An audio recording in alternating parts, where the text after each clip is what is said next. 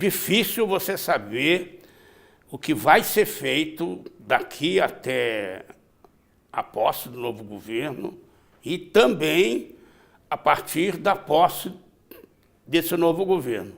O que a gente pode falar de início, talvez seja interessante, em que situação, que ambiente que nós estamos nesse momento, que ambiente econômico que nós estamos nesse momento. Acho que é, sei lá, um ponto de partida interessante para tentar avançar um pouquinho no que possa vir a ser feito e, mais ainda, no que possa acontecer, sendo feito o que a gente imagina que possa ser feito. A situação desse momento é a seguinte: o cenário externo é um cenário que não é complicadíssimo, mas é pior do que já foi, é pior do que foi há algum tempo atrás.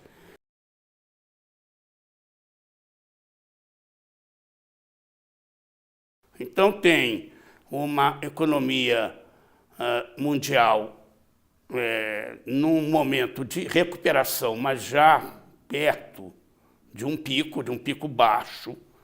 As projeções são já de um crescimento um pouco menor, crescimento sim, acima de 3%, que é um número razoável para o conjunto do mundo, mas um pouco cadente. As projeções são cadentes. Isso vem de uma China pressionada, não só pela guerra comercial, mas pela própria situação interna, com crescimento tendendo a ser um pouco menor. E isso vem especialmente da normalização da situação monetária nos Estados Unidos, mais à frente, e daqui a pouco na Europa também. Então, é uma situação em que os capitais não devem fluir tão facilmente para os países emergentes. Vai haver atrativos crescentemente maiores, especialmente nos Estados Unidos, e há também alguma coisa na formação de uma nova bolha. Eles não aprendem, né? Que ainda se discute qual é a intensidade, o grau, o pereré, mas que ninguém mais discute, que está, de certa maneira, em formação.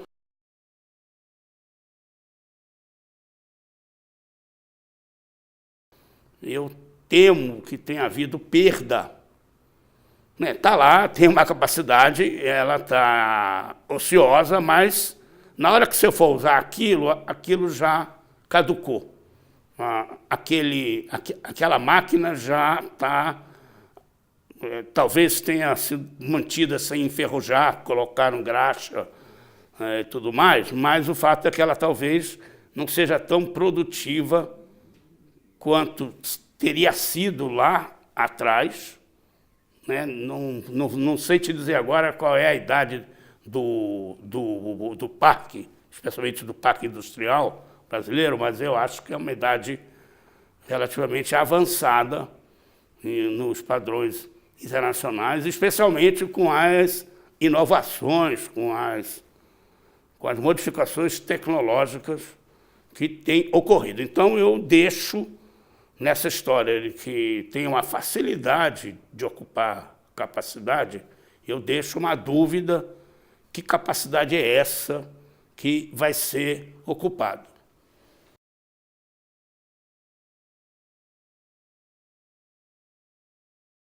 Do ponto de vista das teorias econômicas,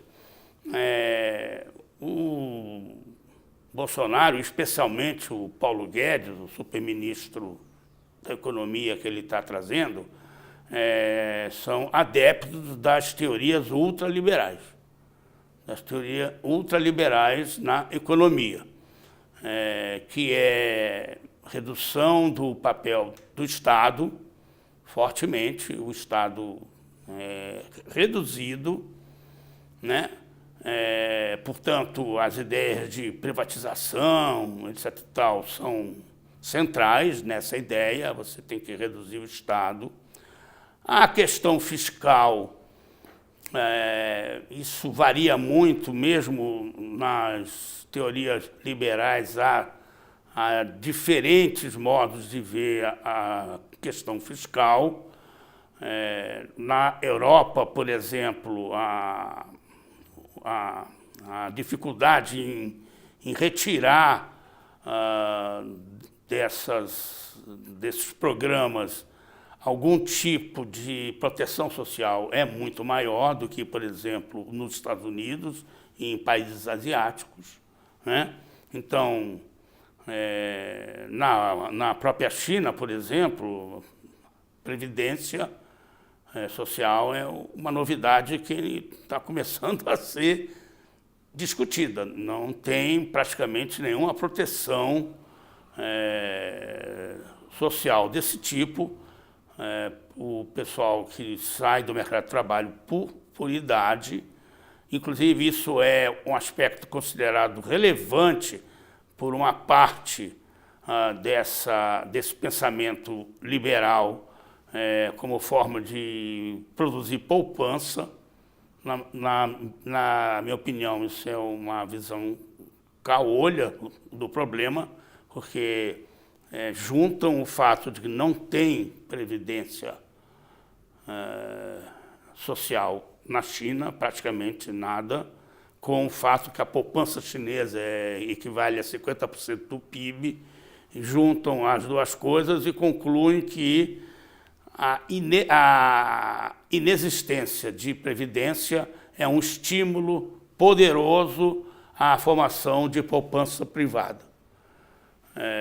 Esquecem o tamanho da renda dos chineses, porque quanto menor a renda, menos você consegue poupar, e esquecem que na China as empresas são ou públicas ou associadas a empresas públicas, e o grande fator de poupança na China, da economia chinesa, são os lucros retidos das empresas.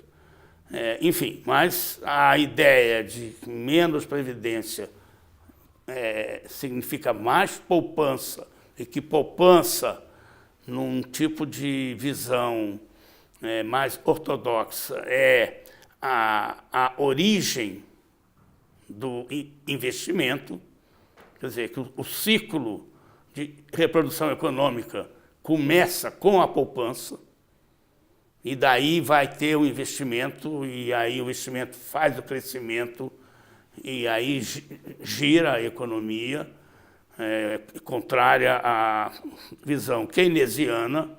Isso aí é uma discussão inacabável, contrária à visão keynesiana, que o investimento é que vai gerar poupança, né? E que, portanto, outros fatores estimulam ou propiciam esse investimento, que vai gerar crescimento, e o crescimento vai gerar poupança. Enfim, o ovo ou a galinha, os economistas ainda não decidiram qual é a história, e essa é uma questão. A proposta liberal do Paulo Guedes, em teoria, dá menos importância à proteção social. Então, previdência é alguma coisa que precisa entrar, especialmente para ajudar no equilíbrio fiscal.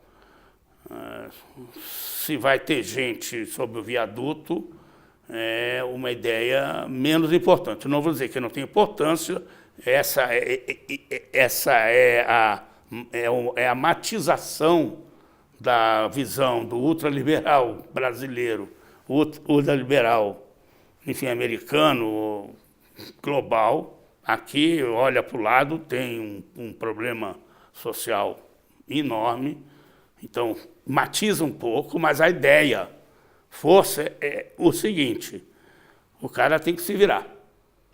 Daí as ideias de capitalização da Previdência, cada um cuida da sua, né? Poupa como der para ter lá à frente, não a ideia de que os que hoje são ativos garantem a proteção dos que estão inativos por idade. Esse é um ponto. A mesma coisa desse liberalismo funciona no sentido de inserção social das pessoas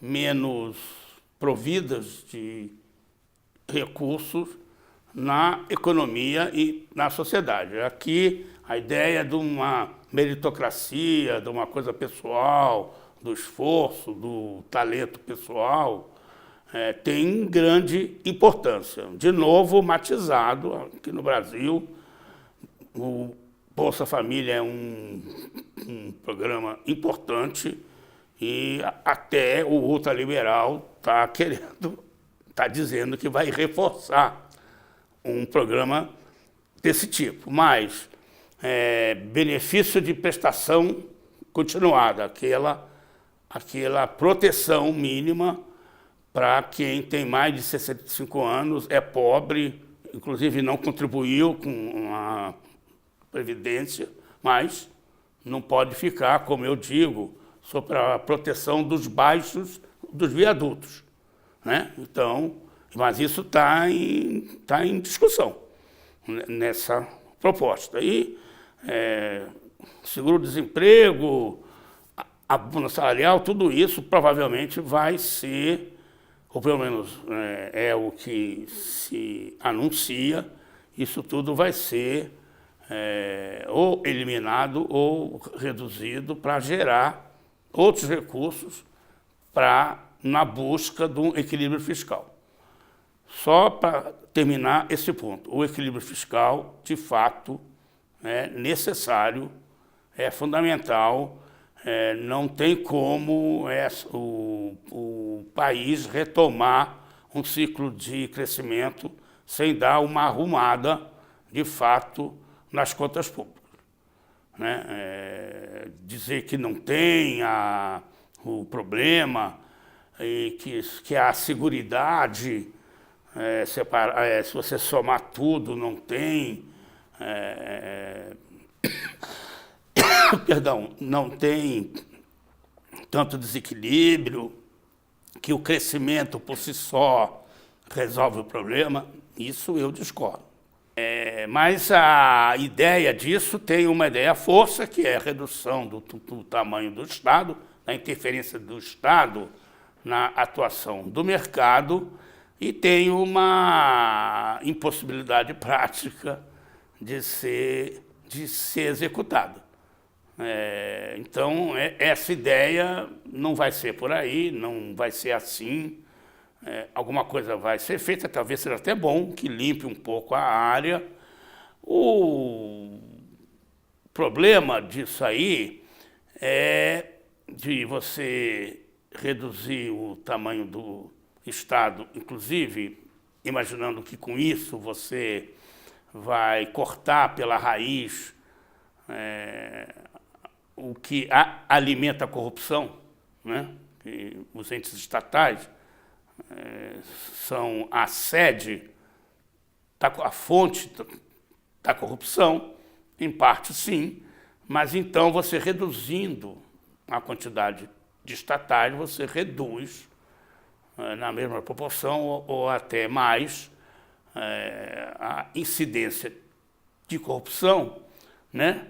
Mas, na verdade, isso aí é uma coisa que também precisa ser cotejada com a vida real, né?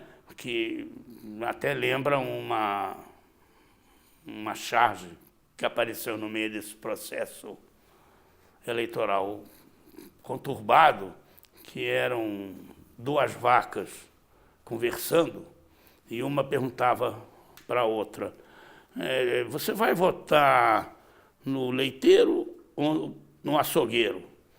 Aí a vaca que foi perguntada responde, olha, acho que dessa vez eu vou votar no açougueiro, porque eu estou cansada desse leiteiro que rouba o meu leite todo o tempo. Então vai votar no açougueiro, vai deixar de ter roubo do leite dela, mas vai deixar de ter leite.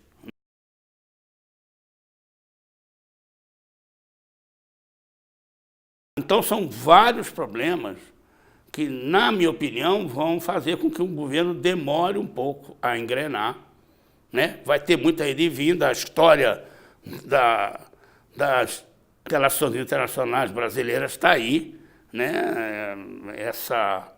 Essa adesão sem pensar à pauta americana, embaixada em Jerusalém, não sei o quê, vai dar problema esse tipo de atitude.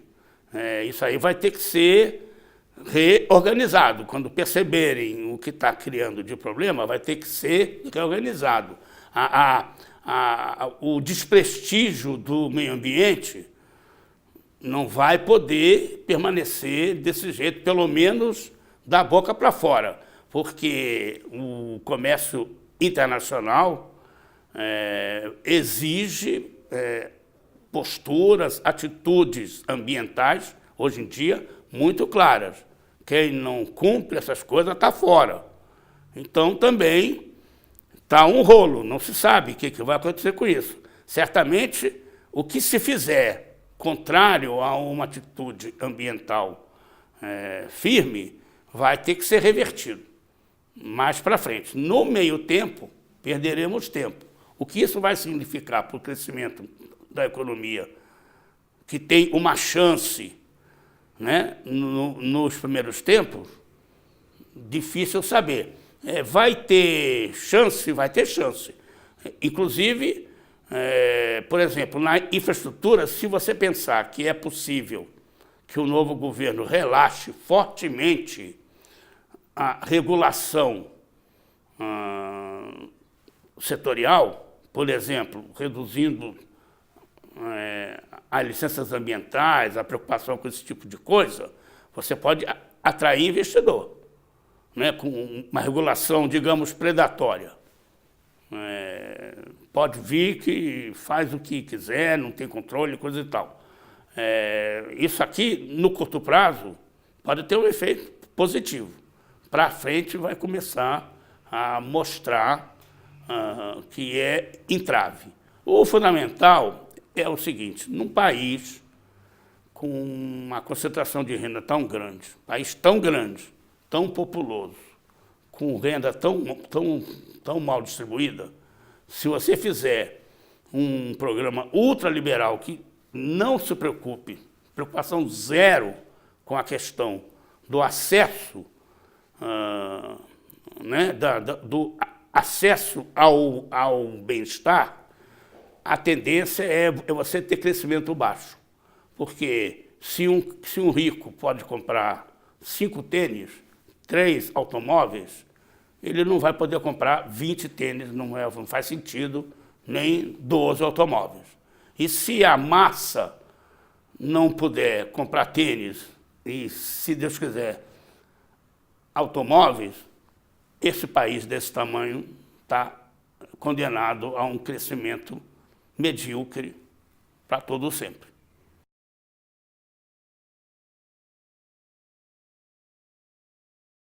O orçamento é que nem novela, é quase ficção. Nunca ele é de fato cumprido direito, nunca é isso. Tem um problema orçamentário gravíssimo, para o prazo mais longo, que tem a ver com o desajuste fiscal, que precisa ser enfrentado. De fato, e a Previdência é um fator fundamental nisso aí, porque, de fato,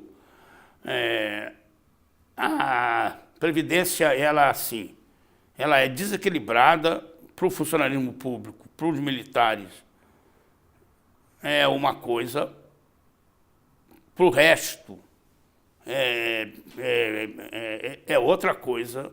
Ela privilegia o servidor público, privilegia especialmente os militares e os juízes, mas, no geral, isso aqui é um problema que tem que ser enfrentado. A população, de fato, está envelhecendo, não tem mais gente nova entrando no mercado, né?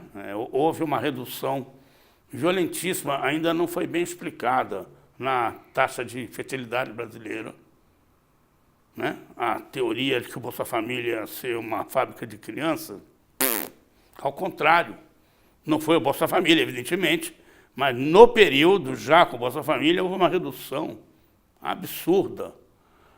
Várias coisas aí ocorreram, inclusive um começo de evitar mulheres adolescentes. Mil coisas, enfim, aconteceram em vários setores, que houve uma redução, hoje é menos de 1 a taxa de fertilidade. Então, o país vai reduzir o número de habitantes lá em daqui a pouco, 2040, 2050, vai começar a vir para trás. E vai ter velho para cachorro aí. Então, o sistema puro, como temos hoje, repartição, não vai aguentar mesmo.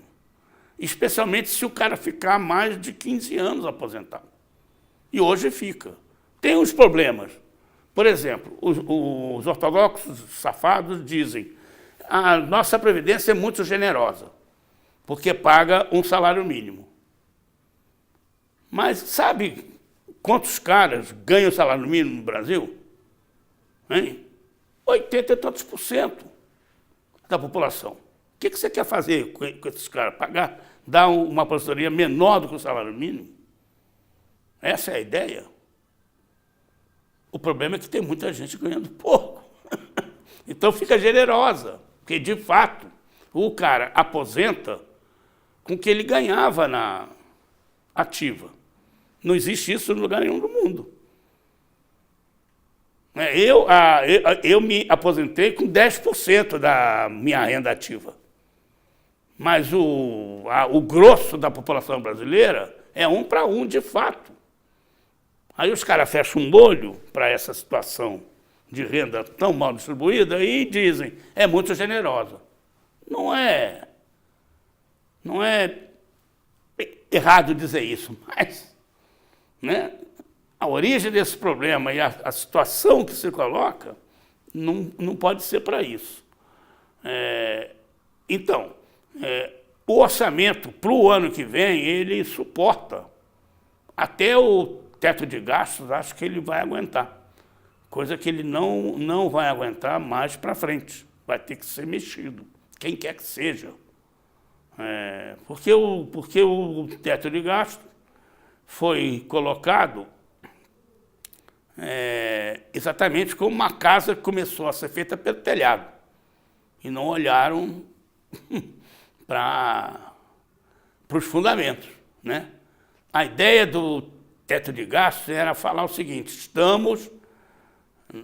o governo está caindo fora dessa questão de controle orçamentário. Não é mais com a gente. É parecido com o que foi feito na Argentina com a convertibilidade da moeda, com a dolarização. Que eles fizeram aquilo para falar o seguinte: problema da inflação da moeda não é mais nosso. A gente agora está com o dólar, nossa moeda é o dólar, então o problema é... Saímos fora desse problema. O resultado foi baixo crescimento, constrangimentos econômicos violentos, crise cambial e o fim da conversibilidade. Então, o teto de gastos, se permanecer do jeito que está, sem os fundamentos, vai dar nisso, baixo crescimento, porque não abre espaço para o Estado investir, para o governo investir. Se o governo não investe, ninguém investe, porque precisa dele estar na frente para o resto ir atrás, inclusive na infraestrutura, que é o que puxa. Então, mas essa questão não é imediata, não é para 2019, é para frente.